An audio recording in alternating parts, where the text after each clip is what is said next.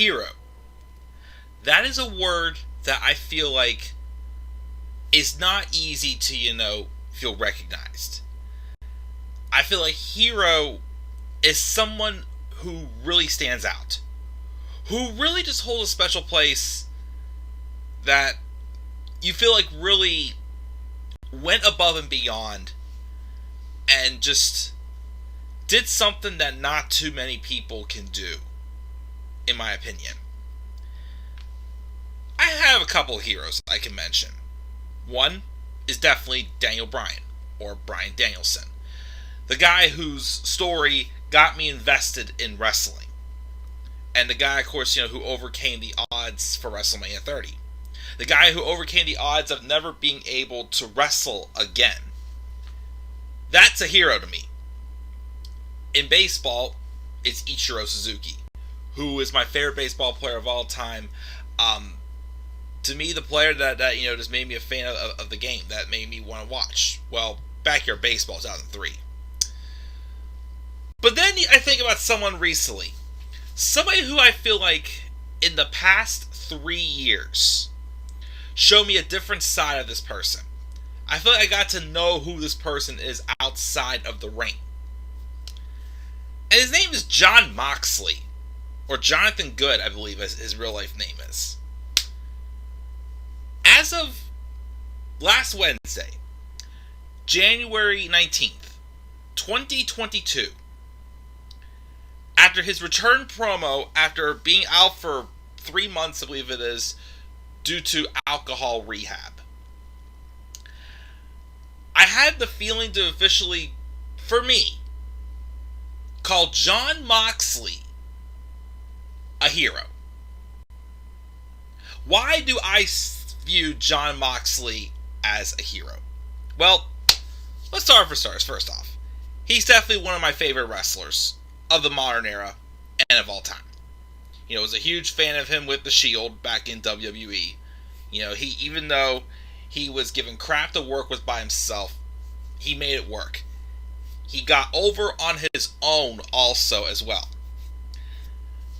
I feel like a lot of people really, just lost interest in him back in 2016 when he became WWE World Champion.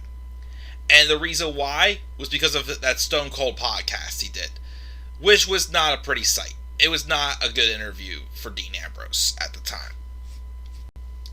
And then he had the injury, he had the heel turn that just, the turn itself was definitely well done, but the rest of the run, of course, we all know, well, that did not go so well, unfortunately. But then the time came when he left WWE, which really hit me, and it really surprised me. It was one of those moments where I didn't want to believe it was going to happen. Because at the time, I was still very, in the WWE bubble. I had seen some stuff, from outside the company. But, again, I didn't want to, I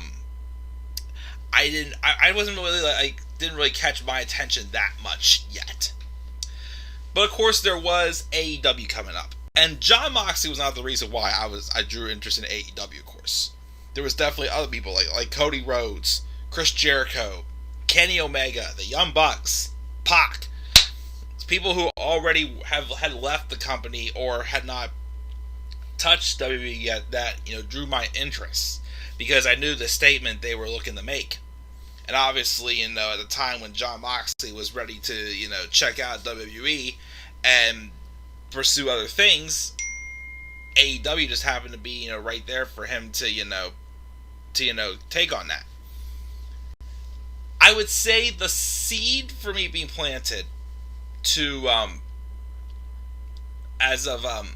thinking of Jon Moxley as a hero. And my opinion of Jon Moxley as a person, and not saying I ever had a bad taste for Moxley, but I feel like I got to know Moxley pretty good when I listened to his Talk is Jericho podcast back in May of 2019, The Emancipation of Jon Moxley.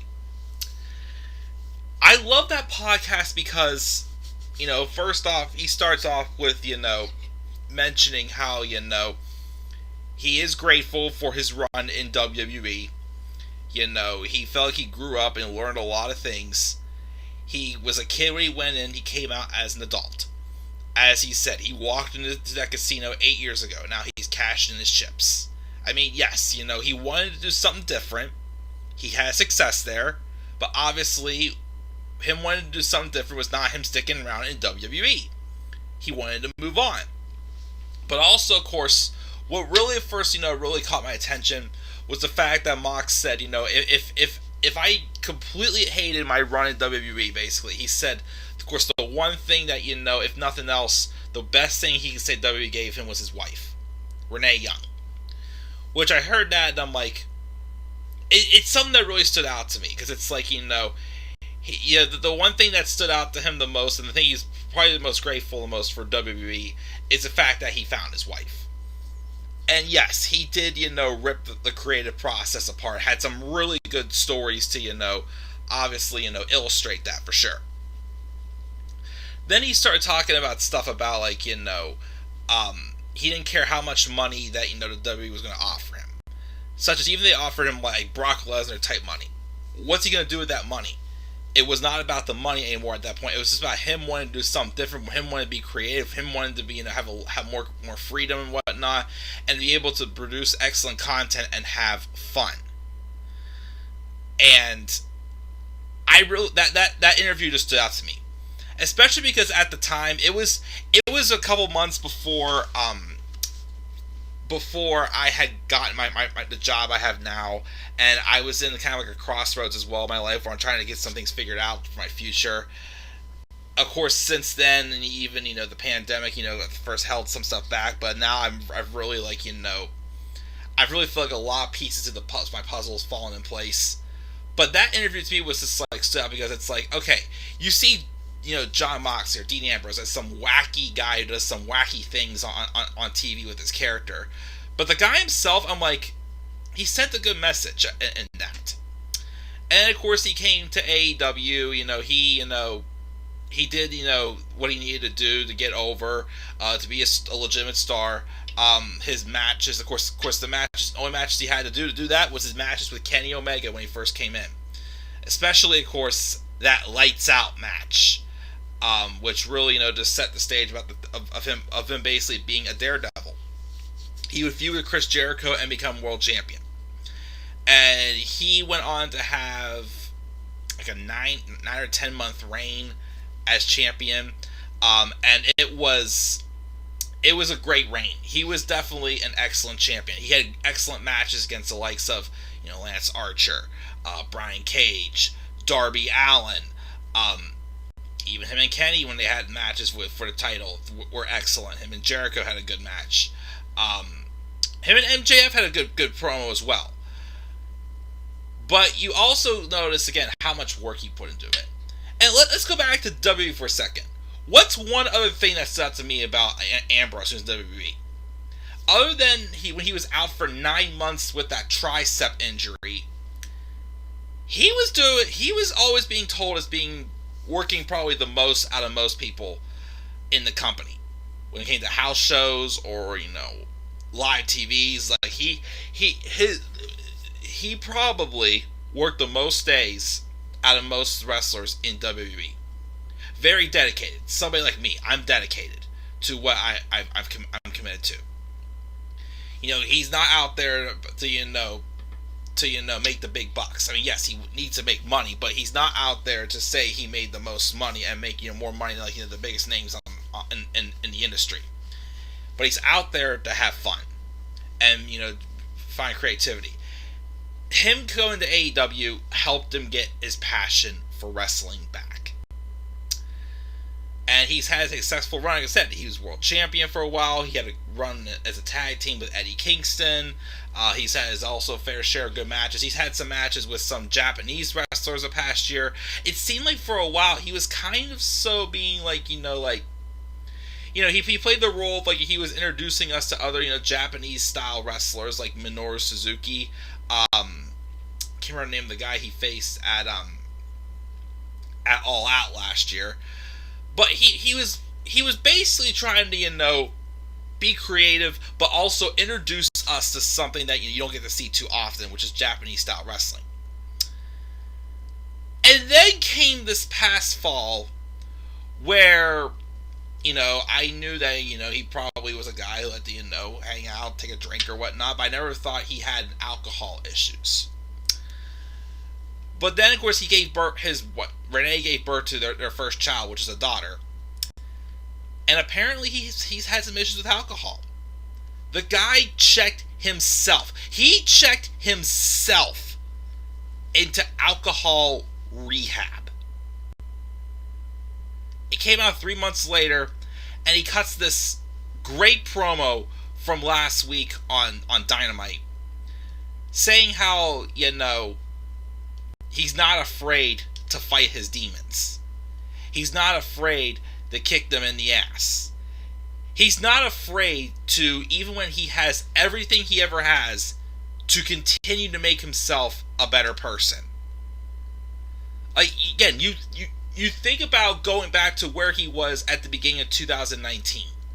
Fighting to see, am I going to be leaving? Are they really going to make me leave? He didn't want to. He had this soft thought they didn't want to leave, but he felt like he had to go. It's like, are they really going to make me leave? Aren't they? He was upset about it.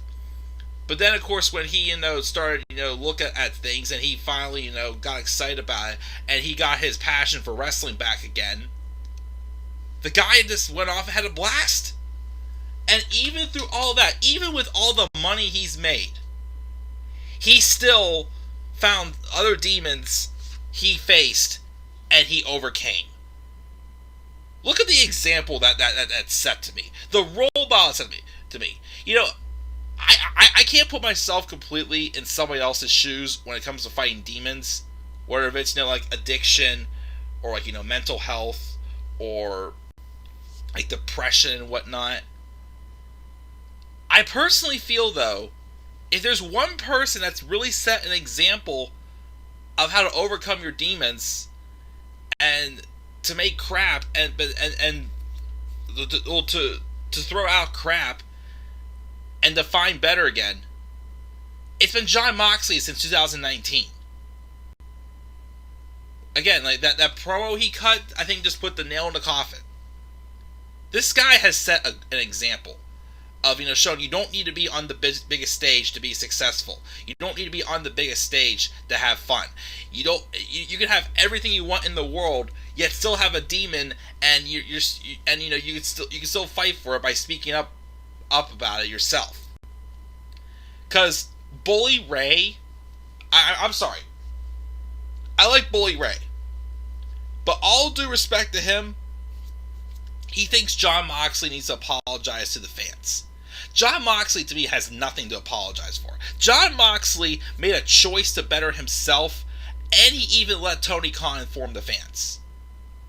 What's there to apologize for? What is there to apologize other than the fact that, there is nothing to apologize for? He's a man that I have a lot of respect for. A man that, again, I think has set a great example. So, because of his journey the past 3 years, everything he's had to go, the changes he had to go through, he had to overcome, how can I not look at Jon Moxley and call him a hero? I personally think the guy is, in fact, a hero. He's somebody I hope to meet at an autograph session. To shake his hand, tell him, that I respect all he's done for the business. The example he has set, with going through change, again, like I said. And, of course, not being afraid to fight your own demons. Without, of course, going, like, that greatly detailed. But I appreciate what the example this guy has set. And because of that, I think Jon Moxley is officially, to me, a hero. What do you guys think? Do you guys consider Jon Moxley a hero? With the example he has set since leaving WWE in 2019, the statement he's made there, and not being afraid to fight his demons, coming back from alcohol rehab. What are your guys' thoughts? I personally think he is. What do you guys think? Leave your thoughts down in the comments section below. Slap a like on the video and subscribe for more content to my channel, and follow me on Twitter as well at DemandAirBoy93. Till then, guys, I'll check it out. I'll see you all later. Have a great rest of your night. Peace, everybody.